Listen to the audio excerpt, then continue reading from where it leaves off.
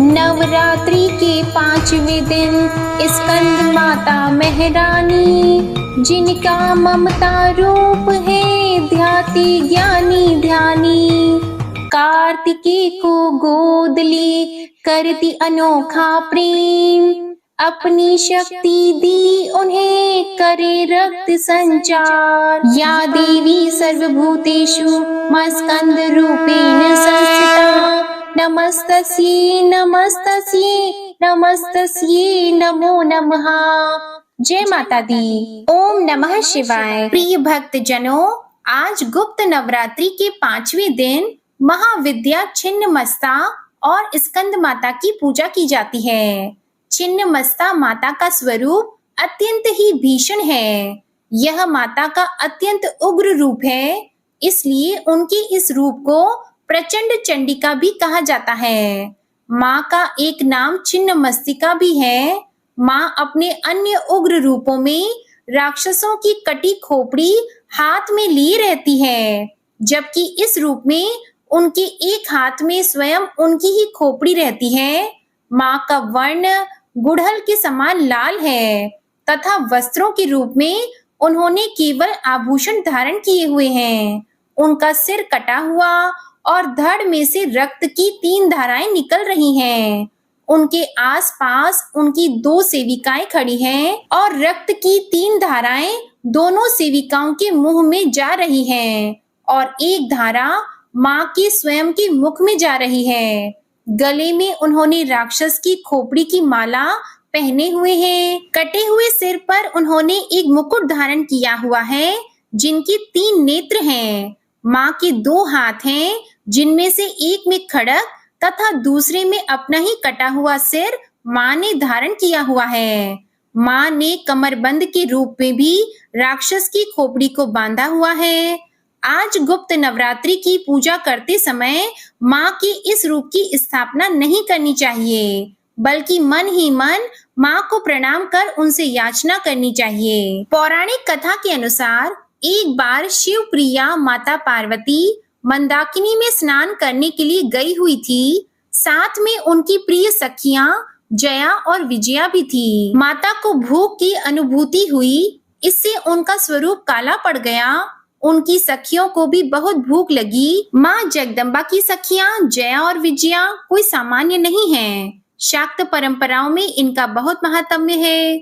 दोनों ने माँ जगदम्बा अर्थात माँ पार्वती को कई बार टोका और कहा कि भूख लगी है, कृपया भोजन का प्रबंध कीजिए, परंतु उस समय महामाया प्रकृति में लीन थी। मंदाकिनी में स्नान करने के बहाने वह पूरे जगत पर करुणा बरसा रही थी।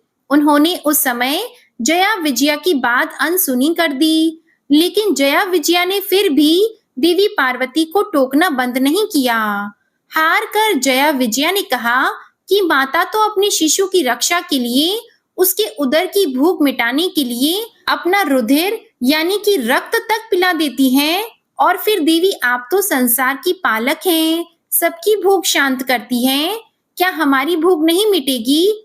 आखिरकार देवी पार्वती ने वही बात कह दी जिसे हम सब सामान्य तौर पर अपने ही मित्र साथियों से कह देते हैं कि ज्यादा ही भूख लगी है तो मुझे ही खा जाओ। लेकिन यहाँ पर यह बात बिल्कुल भी साधारण नहीं थी, बिल्कुल भी हम जैसे मृत्यु लोक के प्राणियों की नहीं थी। जया विजया जैसी प्रिय सखियों के ताने सुनकर देवी पार्वती सचमुच क्रोधित हो उठी और नदी से बाहर निकल आई। अपने खड्ग का आह्वान किया और अपना सिर स्वयं ही काट लिया। तभी उनके धड़ से रक्त की 3 धाराएं निकली, जिसमें से 2 धाराएं जया और विजया के मुंह में गई और तीसरी धारा स्वयं जगदम्बा के मुख में आकर गिरी। फिर तीनों ही वह रक्त को पीने लगी। जब देवी पार्वती ने स्वयं अपना ही रक्त पी लिया तो उनका हाव भाव और स्वभाव उग्र हो गया।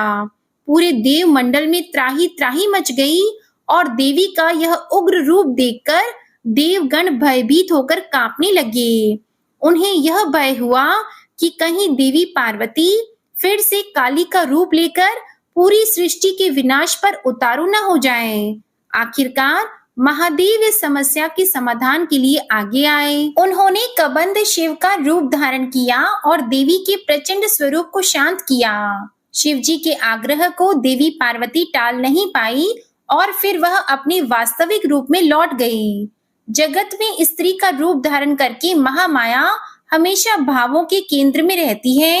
माँ, पत्नी, बेटी, बहन के रूप में जैसे वह जीवन के हर क्षण में स्थित है, ठीक उसी तरह वह इस धरती पर हर तरफ अलग अलग स्वरूपों में उपस्थित होती हैं। प्रेम से बोलिए माता छिन्नमस्ता की जय। प्रेम से बोलिए भगवान श्री गौरी शंकर की जय। प्रिय भक्तजनों, अब आप सुनिए माँ स्कंद माता की पौराणिक कथा। जब राजा दक्ष के यज्ञ में माता सती अग्नि कुंड में कूदकर भस्म हो गई, तब शिव जी विलाप करते हुए गहरी तपस्या में लीन हो गए। इससे सृष्टि शक्तिहीन हो गई। असुरों ने इस मौके का लाभ उठाया।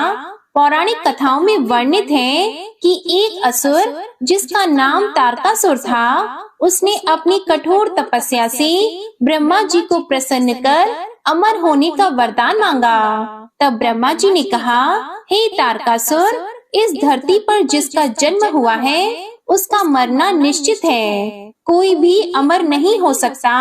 तुम कोई और वरदान मांगो। यह सुनकर तारकासुर बहुत दुखी हुआ। कुछ देर सोचने के बाद तारकासुर कुटिल मुस्कान के साथ कहने लगा, हे भगवान, मुझे यह वरदान दीजिए कि मेरी मृत्यु भगवान शिव के पुत्र के हाथों हो। ब्रह्मा जी ने कहा, तथास्तु, और अंतर ध्यान हो गए। तारकासुर ने यह सोच लिया था कि भगवान शिव तो माता सती के वियोग में अनादि काल तक तपस्या में लीन रहेंगे और माता सती का स्थान शंकर भगवान किसी और को नहीं देंगे। अतः वे तो अब विवाह करेंगे ही नहीं और उसकी मृत्यु जो शंकर भगवान के पुत्र के हाथों होनी है, बिना शिव जी के विवाह किए उनका जन्म लेना भी असंभव है। अब देखिए, एक प्रकार से तारकासुर स्वयं को अमर ही समझ बैठा था। वह बहुत ही शक्तिशाली और क्रूर हो गया था। यह वरदान मिलने के बाद उसने देवताओं पर अत्याचार करना प्रारंभ कर दिया। देवतागण बहुत ही परेशान हो गए और उन्होंने ब्रह्मा जी से मदद मांगी। ब्रह्मा जी ने कहा, तारकासुर का अंत शिव पुत्र ही कर सकते हैं। यह सुनकर इंद्र और समस्त देवतागण भगवान शिव के पास पहुँचे। इस सृष्टि को तारकासुर से मुक्ति दिलाने का निवेदन किया। शिव जी ने सभी देवताओं को इस समस्या से मुक्ति दिलाने का वचन दिया। तब भगवान शिव जी पार्वती जी के अपने प्रति अनुराग की परीक्षा लेते हैं और माता पार्वती की तपस्या से प्रसन्न होकर उनसे विवाह करते हैं। विवाह के बाद शिव पार्वती के पुत्र स्कंद, जिन्हें हम कार्तिकेय भी कहते हैं, उनका जन्म हुआ। कार्तिकेय बाल अवस्था से ही बहुत वीर और शक्तिशाली थे, किंतु माता पार्वती ने स्कंद माता का रूप धारण किया और कार्तिकेय को अपना पुत्र बनाया और उन्हें अस्त्र शस्त्र की शिक्षा दी। उन्हें अपनी समस्त शक्ति प्रदान की। अब देखिए, उन्होंने दुष्ट असुरों का संहार करना शुरू कर दिया। अंततः वह समय भी आ गया जिसकी देवताओं को युगों से प्रतीक्षा थी। उन्होंने तारकासुर से युद्ध किया और एक भयंकर युद्ध हुआ जिसमें कार्तिकेय जी ने तारकासुर का वध कर दिया। देवताओं ने भगवान कार्तिकेय की वीरता की प्रशंसा की और उन्हें देवताओं का सेनापति बनाया। भगवान शंकर के पुत्र थे स्कंद, जिन्हें सुब्रमण्यम, षडानन और कार्तिकेय के नाम से भी जाना जाता है। स्कंद माता की उपासना नवरात्रि के 5वें दिन की जाती है। इस दिन साधक का मन विशुद्धि चक्र में अवस्थित होता है। उसके विग्रह से भगवान स्कंद बालक के रूप में इनकी गोद में बैठे होते हैं। स्कंद माता की 4 भुजाएं हैं, जिसमें दाहिनी तरफ की ऊपर वाली भुजा से 6 शीश वाले भगवान स्कंद को गोद में पकड़े हुए हैं और दाहिने तरफ की नीचे वाली भुजा जो कि ऊपर की ओर उठी है, उसमें कमल का फूल है। बाईं तरफ की ऊपर वाली भुजा पर आशीर्वाद मुद्रा में है और नीचे वाली भुजा में कमल का फूल है। ये भगवान स्कंद कार्तिकेय की माता हैं। इनका वर्ण संपूर्ण शुभ है। ये कमल के आसन पर विराजमान है। इनका वाहन सिंह है। इसी कारण इन्हें पद्मासना देवी भी कहा जाता है। स्कंद माता सूर्य मंडल की अधिष्ठात्री देवी है। इनका उपासक अलौकिक तेज और कांति से युक्त होता है। उनके पास एक अलौकिक प्रभा मंडल अदृश्य भाव से सदा बना रहता है, जो उनकी सदा रक्षा करता है। नवरात्रि पूजन के 5वें दिन का शास्त्रों में बहुत महत्व बताया गया है। इस चक्र में अवस्थित मन वाले साधक की समस्त ब्रह्म क्रियाओं तथा वित्त वृत्तियों से लोप हो जाता है। वह विशुद्ध चैतन्य रूप की ओर अग्रसर होता है। उसका मन समस्त लौकिक सांसारिक माया बंधनों से विमुक्त होकर पद्मासना माता स्कंद माता के स्वरूप में पूर्णतः विलीन होता है। इस समय साधक को पूर्ण सावधानी के साथ उपासना की ओर अग्रसर होना चाहिए। उसे अपना सारा ध्यान स्कंद माता के रूप में एकाग्र चित्त रखते हुए पूजा विधान आदि करना चाहिए। स्कंद माता की उपासना से भक्त की सभी इच्छाएं पूर्ण होती हैं और इस मृत्यु लोक में ही उसे परम शांति और सुख का अनुभव होता है। उसके लिए मोक्ष का द्वार स्वयं ही सुलभ हो जाता है। इनकी उपासना से बाल स्वरूप स्कंद भगवान की उपासना भी स्वतः ही हो जाती है। यह विशेषता केवल इन्हीं को प्राप्त है। स्कंद माता की उपासना करने से मन पवित्र होता है और मोक्ष का मार्ग सुलभ होता है। भव सागर के दुखों से मुक्ति पाने के लिए इनकी उपासना से अच्छा उपाय दूसरा कोई नहीं है। स्कंद माता की उपासना से भक्त को मन की शांति सुख का अनुभव होता है। वे अपने सभी दुखों और कष्टों से मुक्त हो जाते हैं। इनकी उपासना से भक्त को मोक्ष की प्राप्ति होती है। वे इस जन्म मरण के चक्र से मुक्त हो जाते हैं और परम आनंद को प्राप्त करते हैं। स्कंद माता की उपासना से भक्त की सभी मनोकामनाएं पूर्ण होती हैं। वे धन संपत्ति यश और वैभव प्राप्त करते हैं। प्रिय भक्तजनों, नवरात्रि के 5वें दिन स्कंद माता की कथा सुनने और पढ़ने से, स्कंद माता की उपासना से भक्तों की सभी प्रकार की मनोकामनाएं पूर्ण होती हैं। स्कंद माता का प्रार्थना मंत्र है: सिंहासन नित्यम पद्म आश्रित कत द्वया, शुभदास्तु सदा देवी स्कंद माता यशस्विनी। ओम देवी स्कंद माताए नमो नमः। एक बार प्रेम से बोलिए स्कंद माता की जय। जय हो माँ भवानी। ओम नमः शिवाय। हे माँ भवानी, अपने भक्तों का सभी दुख दूर करो। जय माता दी। प्रिय भक्त जनों, आइए अब सुनते हैं माता रानी की दूसरी कथा। एक राजा और एक रानी थी। बहुत दिनों तक उनकी कोई संतान नहीं हुई। बहुत जप तप करने के बाद कई सालों बाद उनको एक संतान की प्राप्ति पुत्र रूप में हुई। अब राजा और रानी बहुत खुशी से अपना राजपाट संभालने लगे। कई दिनों तक ऐसा ही चलता रहा। देखते देखते उनका पुत्र 4-5 साल का हो गया। एक दिन की बात है, रानी दोपहर में बच्चे के साथ सो रही थी और बच्चे की नींद खुल जाती है। वह उठकर बाहर की ओर जाने लगा, क्योंकि उसको बाहर जाने नहीं दिया जाता था। तो वह माँ को सोता हुआ देखकर उसके मन में बाहर जाकर अपनी उम्र के बच्चों के साथ खेलने की इच्छा हुई और वह छिपकर बाहर चला गया। वह खेलते खेलते बहुत दूर चला गया और वह किसी दूसरे गांव में जा पहुंचा। इधर जब रानी की नींद खुली तो वह बच्चे को अपने पास न देखकर बहुत हैरान हुई। फिर बच्चे की खोजबीन शुरू की गई। बहुत प्रयास करने के बाद सफलता हासिल नहीं हुई, अर्थात बच्चा उनको नहीं मिला। अब राजा रानी फिर से दुखी हो गए। अब वह बच्चा उस गांव में एक ग्वाले के घर पहुंचा तो ग्वालिन ने उससे पता पूछा कि हे पुत्र, तुम कहाँ से आए हो? तो वह बच्चा अपने बारे में कुछ बता नहीं सका क्योंकि वह बड़ा छोटा था, उसको कुछ पता नहीं था। वह केवल बच्चों के साथ खेलते खेलते दूर चला गया था। तो ग्वाले ने कहा कि जब यह बच्चा अपना नाम नहीं बता पा रहा तो इसको अपने पास रख लो। जैसे तुम्हारे 2 बच्चे हैं वैसे ही यह तीसरा रहेगा।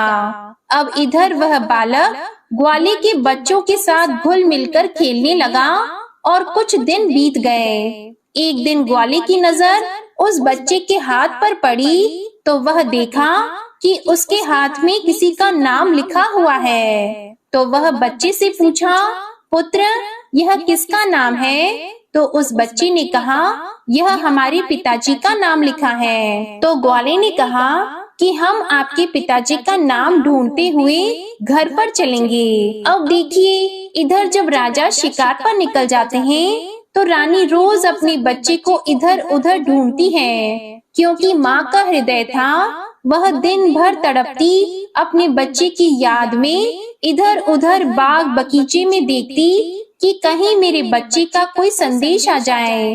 रानी यही सोचती कि इतने दिन बाद एक संतान हुई थी तो मैंने लापरवाही में वह भी अपने हाथ से गवा दी। अब रानी एकदम निराश होकर एक गांव में पहुंची तो वहां उसने देखा कि कुछ औरतें मिलकर देवी माता की पूजा कर रही हैं। तो रानी भी वहां जाकर बैठकर पूरी पूजा देखती है और पूजा के दौरान माता रानी की कथा को बहुत मन लगाकर सुनती है। पूजा समाप्त हो जाने के बाद सारी सुहागिनें रानी को प्रसाद देती हैं। तब रानी ने पूछा, बहन, आप किसकी पूजा कर रही हैं? हमको भी बताइए। तब सभी सुहागिनों ने कहा कि हम माँ भवानी, माता दुर्गा की पूजा कर रही हैं। माता बहुत ही दयालु हैं। ये अपने भक्तों के संकट को क्षण मात्र में दूर कर देती हैं। बस ध्यान करने वाली बात है कि तब तक आपकी मनोकामनाएं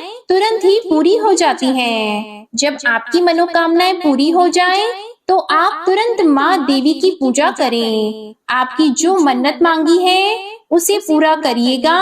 मनोकामना पूर्ण होने के बाद माता रानी की पूजा तुरंत ही कर लेनी चाहिए, उनको टालना नहीं चाहिए। तो रानी ने अपने मन में सोचा कि अगर माँ भवानी, माँ दुर्गा ने हमारा बच्चा सकुशल वापस हमारे घर पहुँचाया तो हम भी इसी तरह से सभी सुहागिनों के साथ माता रानी की पूजा करेंगी। उधर रानी का ये मन्नत मानना हुआ कि इधर ग्वाला बच्चे को लेकर उसके पिता की तलाश में निकल पड़ा। वह कई जगह ढूंढते हुए काफी देर बाद गांव के किनारे पहुंचा तो एक व्यक्ति से पूछा कि भैया, इस नाम के व्यक्ति को क्या आप जानते हैं? तो वह आदमी ने बताया, हाँ भैया, यह हमारे राजा का नाम है। उनका पुत्र खो गया है, क्या यह उन्हीं का पुत्र है? यह बताकर ग्वाले को घर का पता बताया। ग्वाला जब बच्चे को लेकर राजा के द्वार पर पहुंचा तो राजा और रानी अपने बच्चे को देखकर उससे लिपटकर रोने लगे और बार बार ग्वाले का धन्यवाद करने लगे। तो राजा ने पूछा कि भाई, इसको आपने कहाँ पाया? तो ग्वाले ने कहा, राजा साहब, यह बालक घूमते घूमते हमारे गांव आ पहुंचा था। तब हमने इससे इसका पता पूछा तो बालक कुछ न बता सका। एक दिन खेलते खेलते जब मेरी नजर इसके हाथ पर गई तो उसका नाम लिखा हुआ था और उसी नाम के सहारे हमने इसको आप तक पहुंचाया है। प्रिय भक्तजनों, रानी की खुशी की सीमा न थी। रानी ने राजा से कहा कि ग्वाले को खूब धन दौलत देकर विदा कीजिए, लेकिन ग्वाले ने कुछ नहीं लिया और कहा, जितनी खुशी आपको है अपने पुत्र को पाकर, उतनी ही खुशी मुझे भी है कि मैंने आपकी धरोहर को आप तक पहुंचाया है। अंत में राजा ने ग्वाले को धन देकर विदा किया।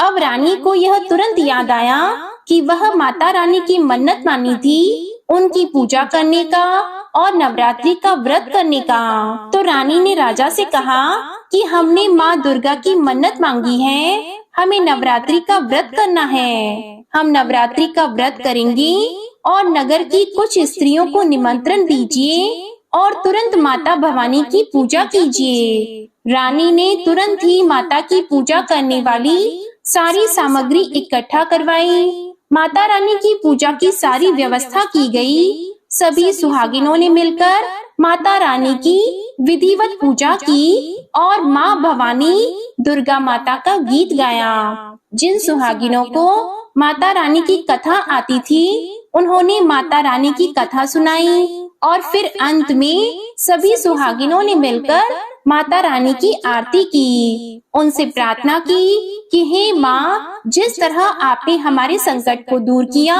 ऐसे ही जो आपको याद करेगा, आप उनके भी संकट को दूर करना। हे माता, आपका स्वभाव बड़ा ही दयालु है, बड़ा ही सहज है, बड़ी ही कृपालु है। जय माता रानी। हे माँ भवानी, जिस प्रकार आपने रानी के बच्चे को वापस किया, उसकी गोद भरी, उसके जीवन में खुशियाँ लौटाई, उसी प्रकार सभी माताओं की गोद को हरा भरा रखना, सभी के घर में सुख समृद्धि लाना। जय माँ दुर्गा। ओम नमः शिवाय। प्रिय भक्त जनों, आइए अब सुनते हैं श्री दुर्गा सप्तशती का अध्याय 2 और 3। इसमें देवताओं के तेज से देवी के प्रादुर्भाव और महिषासुर की सेना के वध का वर्णन है। महर्षि मेधा बोले, प्राचीन काल में देवताओं और असुरों में पूरे 100 वर्ष तक घोर युद्ध हुआ था और देवराज इंद्र देवताओं के नायक थे। इस युद्ध में देवताओं की सेना परास्त हो गई थी और इस प्रकार संपूर्ण देवताओं को जीतकर महिषासुर इंद्र बन बैठा था। युद्ध के पश्चात हारे हुए देवता प्रजापति श्री ब्रह्मा को साथ लेकर उस स्थान पर पहुँचे जहाँ पर श्री भगवान शंकर विराजमान थे। देवताओं ने अपनी हार का सारा वृतांत भगवान श्री विष्णु और शंकर जी से कह सुनाया। वह कहने लगे, हे प्रभु, महिषासुर सूर्य, चंद्रमा, इंद्र, अग्नि, वायु, यम, वरुण तथा अन्य देवताओं के सब अधिकार छीनकर सबका अधिष्ठाता स्वयं बन बैठा है। उसने समस्त देवताओं को स्वर्ग से निकाल दिया है। वह मनुष्यों की तरह पृथ्वी पर विचर रहे हैं। दैत्यों की सारी करतूत हमने आपको सुना दी है और आपकी शरण में इसलिए आए हैं कि आप उनके वध का कोई उपाय सोचें। देवताओं की बातें सुनकर भगवान श्री विष्णु और शंकर जी को दैत्यों पर बड़ा गुस्सा आया। उनकी भौहें तन गईं और आंखें लाल हो गईं। गुस्से में भरे हुए भगवान विष्णु के मुख से बड़ा भारी तेज निकला और उसी प्रकार का तेज भगवान शंकर जी, ब्रह्मा और इंद्र आदि दूसरी देवताओं के मुख से प्रकट हुआ। फिर वह सारा तेज एक में मिल गया और तेज का पुंज वह ऐसा दिखता था जैसे कि जाज्वल्यमान पर्वत हो। देवताओं ने देखा कि उस पर्वत की ज्वाला चारों ओर फैली हुई थी और देवताओं के शरीर से प्रकट हुए तेज की किसी अन्य तेज से तुलना नहीं हो सकती थी। एक स्थान पर इकट्ठा होने पर वह तेज एक देवी के रूप में परिवर्तित हो गया और अपने प्रकाश से तीनों लोकों में व्याप्त जान पड़ा। वह भगवान शंकर का तेज था। उससे देवी का मुख प्रकट हुआ। यमराज के तेज से उसके शरीर के बाल बने। भगवान श्री विष्णु के तेज से उसकी भुजाएं बनी और चंद्रमा के तेज से दोनों स्तन और इंद्र के तेज से जंघा तथा पिंडली बनी और पृथ्वी के तेज से नितंब भाग बना। ब्रह्मा के तेज से दोनों चरण और सूर्य के तेज से उनकी अंगुलियां पैदा हुईं। वसुओं के तेज से हाथों की अंगुलियां एवं कुबेर के तेज से नासिका बनी। प्रजापति के तेज से उसके दांत और अग्नि के तेज से उसके नेत्र बने। संध्या के तेज से उसकी भौहें और वायु के तेज से उसके कान प्रकट हुए थे। इस प्रकार उस देवी का प्रादुर्भाव हुआ था। महिषासुर से पराजित देवता उस देवी को देखकर अत्यंत प्रसन्न हुए। भगवान शंकर जी ने अपने त्रिशूल से एक त्रिशूल निकालकर उस देवी को दिया और भगवान विष्णु ने अपने चक्र में से एक चक्र निकालकर उस देवी को दिया। वरुण ने देवी को शंख भेंट किया, अग्नि ने इसे शक्ति दी, वायु ने उसे धनुष और बाण दिए, सहस्त्र नेत्रों वाले श्री देवराज इंद्र ने उसे अपने वज्र से उत्पन्न करके वज्र दिया और ऐरावत हाथी का एक घंटा उतारकर देवी को भेंट किया। यमराज ने उसे काल दंड में से एक दंड दिया, वरुण ने उसे पाश दिया, प्रजापति ने उस देवी को स्फटिक की माला दी और ब्रह्मा जी ने उसे कमंडलू दिया।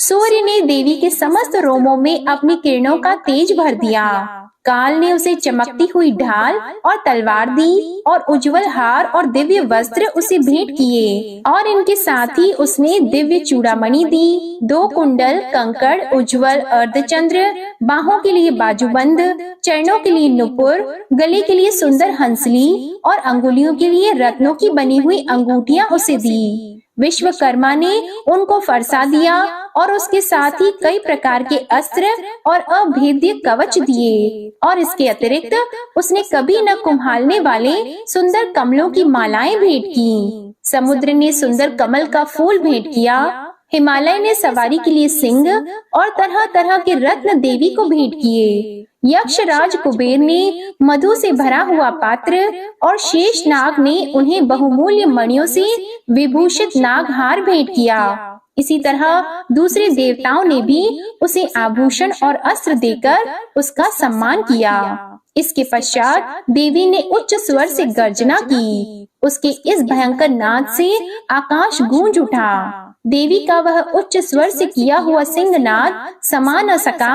आकाश उनके सामने छोटा प्रतीत होने लगा। उससे बड़े जोर की प्रतिध्वनि हुई, जिससे समस्त विश्व में हलचल मच गई और समुद्र कांप उठे, पृथ्वी डोलने लगी और सबके सब पर्वत हिलने लगे। देवताओं ने उस समय प्रसन्न होकर सिंह वाहिनी जगतमयी देवी से कहा, देवी तुम्हारी जय हो। इसके साथ महर्षियों ने भक्ति भाव से विनम्र होकर उनकी स्तुति की। संपूर्ण त्रिलोकी को शोक मग्न देखकर दैत्य गण अपनी सेनाओं को साथ लेकर और हथियार आदि सजाकर उठ खड़े हुए। महिषासुर के क्रोध की कोई सीमा नहीं थी। उसने क्रोध में भरकर कहा, यह सब क्या उत्पात है। फिर वह अपनी सेना के साथ उस ओर दौड़ा जिस ओर से भयंकर नाद का शब्द सुनाई दिया था और आगे पहुंचकर उसने देवी को देखा, जो कि अपनी प्रभा से तीनों लोगों को प्रकाशित कर रही थी। उसके चरणों के भार से पृथ्वी दबी जा रही थी। माथे के मुकुट से आकाश में एक रेखा सी बन रही थी और उसके धनुष के टंकार से सब लोग क्षुब्ध हो रहे थे। देवी अपनी सहस्त्रों भुजाओं को संपूर्ण दिशाओं में फैलाए खड़ी थी। इसके पश्चात उनका दैत्यों के साथ युद्ध छिड़ गया और कई प्रकार के अस्त्र शस्त्रों से सब की सब दिशाएं उद्भासित होने लगी। महिषासुर की सेना का सेनापति चिक्षुर नामक एक महान असुर था। वह आगे बढ़कर देवी के साथ युद्ध करने लगा और दूसरे दैत्यों की चतुरंगिनी सेना साथ लेकर चामर भी लड़ने लगा और 60,000 महारथियों को साथ लेकर उदग्र नामक महादैत्य आकर युद्ध करने लगा और महाहनु नामक असुर 1 करोड़ रथियों को लेकर, असिलोमा नामक असुर 5 करोड़ सैनिकों को साथ लेकर युद्ध करने लगा। वाशकल नामक असुर 60 लाख असुरों के साथ युद्ध में आ डटा। विडाल नामक असुर 1 करोड़ रथियों सहित लड़ने को तैयार था। इन सब के अतिरिक्त और भी हजारों असुर हाथी और घोड़े साथ लेकर लड़ने लगे और इन सब के पश्चात महिषासुर करोड़ों रथों, हाथियों और घोड़ों सहित वहां आकर देवी के साथ लड़ने लगा। सभी असुर तोमर, भिंदीपाल, शक्ति, मूसल, खड़गों, फरसों, पट्टियों के साथ रणभूमि में देवी के साथ युद्ध करने लगे। कई शक्तियां फेंकने लगे और कोई अन्य शस्त्र आदि। इसके पश्चात सबके सब दैत्य अपनी अपनी तलवारें हाथों में लेकर देवी की ओर दौड़े और उसे मार डालने का उद्योग करने लगे। मगर देवी ने क्रोध में भरकर खेल ही खेल में उनके सब अस्त्रों शस्त्रों को काट दिया। इसके पश्चात ऋषियों और देवताओं ने देवी की स्तुति आरंभ कर दी। और वह प्रसन्न होकर असुरों के शरीरों पर अस्त्र शस्त्रों की वर्षा करती रही। देवी का वाहन भी क्रोध में भरकर दैत्य सेना में इस प्रकार विचरने लगा जैसे कि वन में दावानल फैल रहा हो। युद्ध करती हुई देवी ने क्रोध में भरकर जितने श्वासों को छोड़ा वह तुरंत ही सैकड़ों हजारों गणों के रूप में परिवर्तित हो गए। फरसे, भिंदीपाल, खड़ग और पट्टिश इत्यादि अस्त्रों के साथ दैत्यों से युद्ध करने लगे। देवी की शक्ति से बड़े हुए वह गण दैत्यों का नाश करते हुए ढोल, शंख और मृदंग आदि बजा रहे थे। फिर देवी ने त्रिशूल, गदा, शक्ति, खड़ग इत्यादि से सहस्त्रों असुरों को मार डाला। कितनों को घंटे की भयंकर आवाज से ही यमलोक पहुंचा दिया। कितने ही असुरों को उसने पास में बांधकर पृथ्वी पर धर घसीटा। कितनों को अपनी तलवार से टुकड़े टुकड़े कर दिए और कितनों को गदा की चोट से धरती पर सुला दिया। कई दैत्य मूसल की मार से घायल होकर रक्त वमन करने लगे और कई शूल से छाती फट जाने के कारण पृथ्वी पर लेट गए और कितनों की बाण से कमर टूट गई। देवताओं को पीड़ा देने वाले दैत्य कट कट कर मरने लगे। कितनों की बाहें अलग हो गईं, कितनों की ग्रीवाएं कट गईं, कितनों के सिर कटकर दूर भूमि पर लुढ़क गए, कितनों के शरीर बीच में से कट गए और कितनों की जंघाएं कट गईं और वह पृथ्वी पर गिर पड़े। कितने ही सिरों और पैरों के कटने पर भी भूमि पर से उठ खड़े हुए और शस्त्र हाथ में लेकर देवी से लड़ने लगे और कई दैत्यगण भूमि में बाजों की ध्वनि के साथ नाच रहे थे। कई असुर जिनके सिर कट चुके थे बिना सिर के धड़ से ही हाथ में शस्त्र लिए हुए लड़ रहे थे। दैत्य रह रह कर ठहरो ठहरो कहते हुए देवी को युद्ध के लिए ललकार रहे थे। जहाँ पर यह घोर संग्राम हुआ था वहाँ की भूमि रथ, हाथी, घोड़े और असुरों की लाशों से भर गई थी और असुर सेना के बीच में रक्तपात होने के कारण रुधिर की नदियां बह रही थीं। और इस तरह देवी ने असुरों की विशाल सेना को क्षण भर में इस तरह से नष्ट कर डाला जैसे तृणकाष्ठ के बड़े समूह को अग्नि नष्ट कर डालती है। और देवी का सिंह भी गर्दन के बालों को हिलाता हुआ और बड़ा शब्द करता हुआ असुरों के शरीरों से मानो उनके प्राणों को ढूंढ रहा था। वहाँ देवी के गणों ने जब दैत्यों के साथ युद्ध किया तो देवताओं ने प्रसन्न होकर आकाश से उन पर पुष्पों की वर्षा की। जय माता दी। अब आप सुनिए श्री दुर्गा सप्तशती का अध्याय 3। इस अध्याय में सेनापतियों सहित महिषासुर के वध का वर्णन है। महर्षि मेधा ने कहा, महिषासुर की सेना नष्ट होती देखकर उस सेना का सेनापति चिक्षुर क्रोध में भरकर देवी के साथ युद्ध करने के लिए आगे बढ़ा। वह देवी पर इस प्रकार बाणों की वर्षा करने लगा मानो सुमेरु पर्वत पानी की धार बरसा रहा हो। इस प्रकार देवी ने अपने बाणों से उसके बाणों को काट डाला तथा उसके घोड़ों और सारथी को मार दिया। साथ ही उसके धनुष और उसकी अत्यंत ऊंची ध्वजा को भी काटकर नीचे गिरा दिया। उसका धनुष कट जाने के पश्चात उसके शरीर के अंगों को भी अपने बाणों से बींध दिया। धनुष, घोड़ों और सारथी के नष्ट हो जाने पर वह असुर ढाल और तलवार लेकर देवी की तरफ आया। उसने अपनी तीक्ष्ण धार वाली तलवार से देवी के सिंह के मस्तक पर प्रहार किया और बड़े वेग से देवी की बाईं भुजा पर वार किया, किंतु देवी की बाईं भुजा को छूते ही उस दैत्य की तलवार टूटकर 2 टुकड़े हो गई। इससे दैत्य ने क्रोध में भरकर शूल हाथ में ले लिया और उसे भद्रकाली देवी की ओर फेंका। देवी की ओर आता हुआ वह शूल आकाश से गिरते हुए सूर्य के समान प्रज्वलित हो उठा। उस शूल को अपनी ओर आते हुए देखकर देवी ने भी शूल छोड़ा और महाअसुर के शूल के 100 टुकड़े कर दिए और साथ ही महाअसुर के प्राण भी हर लिए। चिक्षुर के मरने पर देवताओं को दुख देने वाला चामर नामक दैत्य हाथी पर सवार होकर देवी से लड़ने के लिए आया और उसने आने के साथ ही शक्ति से प्रहार किया, किंतु देवी ने अपनी हुंकार से ही उसे तोड़कर पृथ्वी पर डाल दिया। शक्ति को टूटा हुआ देखकर दैत्य ने क्रोध से लाल होकर शूल को चलाया, किंतु देवी ने उसको भी काट दिया। इतने में देवी का वह सिंह उछलकर हाथी के मस्तक पर सवार हो गया और दैत्य के साथ बहुत ही तीव्र युद्ध करने लगा। फिर वह दोनों लड़ते हुए हाथी पर से पृथ्वी पर आ गिरे और दोनों बड़े क्रोध से लड़ने लगे। फिर सिंह बड़े जोर से आकाश की ओर उछला और जब पृथ्वी की ओर आया तो अपने पंजे से चामर का सिर धड़ से अलग कर दिया। क्रोध से भरी हुई देवी ने शिला और वृक्ष आदि की चोटों से उदग्र को भी मार दिया। कराल को दांतों, मुक्कों और थप्पड़ों से चूर्ण कर डाला। क्रोधित हुई देवी ने गदा के प्रहार से उद्यत दैत्य को मार गिराया। भिंदीपाल से वाष्पकल को, बाणों से ताम्र तथा अंधक को मौत के घाट उतार दिया। तीनों नेत्रों वाली परमेश्वरी ने त्रिशूल से उग्रास्य, उग्रवीर्य और महाहनु नामक राक्षसों को मार गिराया। उसने अपनी तलवार से विडाल नामक दैत्य का सिर काट डाला तथा अपने बाणों से दुर्धर और दुर्मुख राक्षसों को यमलोक को पहुंचा दिया। इस प्रकार जब महिषासुर ने देखा कि देवी ने मेरी सेना को नष्ट कर दिया है, तो वह भैंसे का रूप धारण कर देवी के गणों को दुख देने लगा। उन गणों में कितनों को उसने मुख के प्रहार से, कितनों को खुरों से, कितनों को पूंछ से, कितनों को सींगों से, बहुतों को दौड़ने के वेग से, अनेकों को सिंहनाद से, कितनों को चक्कर देकर और कितनों को श्वास वायु के झोंकों से पृथ्वी पर गिरा दिया।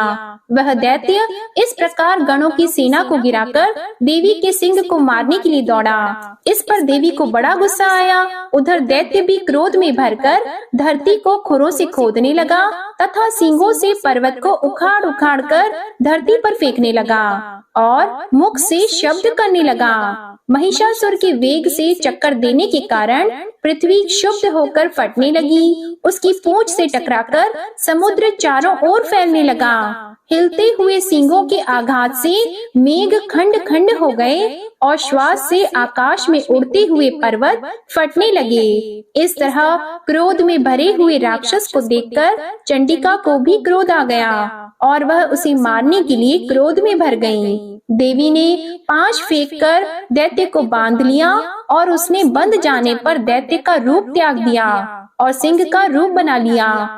और ज्यों ही देवी उसका सिर काटने के लिए तैयार हुई कि उसने पुरुष का रूप बना लिया, जो कि हाथ में तलवार लिए हुए था। देवी ने तुरंत ही अपने बाणों के साथ उस पुरुष को उसकी तलवार ढाल सहित बींध डाला। इसके पश्चात वह हाथी के रूप में दिखाई देने लगा और अपनी लंबी सूंड से देवी के सिंग को खींचने लगा और गरजने लगा। देवी ने अपनी तलवार से उसकी सूंड काट डाली। तब राक्षस ने एक बार फिर भैंसे का रूप धारण कर लिया और पहले की तरह चर अचर जीवों सहित समस्त त्रिलोकी को व्याकुल करने लगा। इसके पश्चात क्रोध में भरी हुई देवी बारंबार उत्तम मधु का पान करने लगी और लाल लाल नेत्र करके हंसने लगी। उधर बलवीर्य तथा मद से क्रोधित हुआ दैत्य भी गरजने लगा। अपने सींगों से देवी पर पर्वतों को फेंकने लगा। देवी अपने बाणों से उसके फेंके हुए पर्वतों को चूर्ण करती हुई बोली, ओ मूढ़, जब तक मैं मधुपान कर रही हूँ तब तू गरज ले, और इसके पश्चात मेरे हाथों तेरी मृत्यु हो जाने पर देवता गरजेंगे। महर्षि मेधा ने कहा। यों कहकर देवी उछलकर उस दैत्य पर जा चढ़ी और उसको अपने पैर से दबाकर शूल से उसके गले पर आघात किया।